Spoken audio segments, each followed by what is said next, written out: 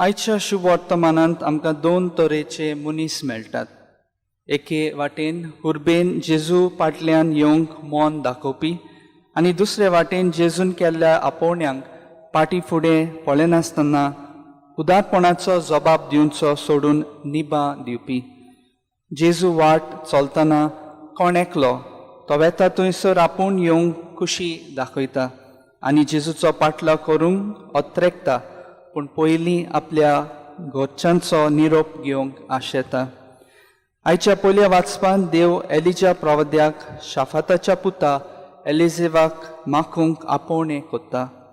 देवाचे आपोवणे मानून घेवन एलिजा एलिजेवाशी येता आनी आपल्या नेस्पा आवरून एलिजेवाचेर उडोवन ताका देवाच्या वावराक पुट्टो कोत्ता.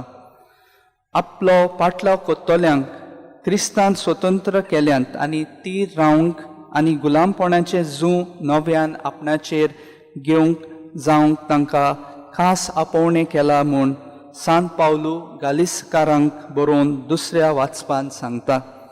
त्या फुडें क्रिस्ताचो पाटलाव कोत्तोल्यान पवित्र आत्मेचे सुर्तेन चलून पातकी सोयंबाच्यो कुश्यो पवित्र आत्म्याचेर आड वेतात आनी जें कितें पवित्र आत्म्याचेर आड वेता तें जेजूचो पाटलाव करूंक एक व्हड आडंबो जाता. तर ह्या जेजूच्या उलयाक आमचो जबाब कितें जायत? ह्या गवळी वर्सां म्हज्या फाटल्यान येयात हो विशय नियाळटना आमच्या मात दोन प्रांताचो हेतू म्हणल्यार कुटुंबीक जिवीत तीर गोट करूंक, ल्हान क्रिस्ती समुदाय जिवाळ करूंक आनी गवळीक बेटे वरवीं आमचे संबंद बांदूंक. जेजू भाशेन आमी जिवाळ समुदाय बांदतल्या जाल्यार ल्हान क्रिस्ती समुदायांचो खरो अर्थ जाणून घेवपाचो भोव म्हत्वाचें. ल्हान क्रिस्ती समुदाय एकामेकाक धीर दिता आनी एकामेकाचे वर्गूण आनी देणी मानून घेता तसलें.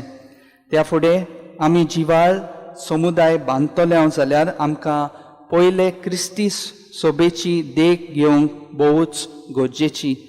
तांचे मोदें कोणाक कांयच उणें नासलें.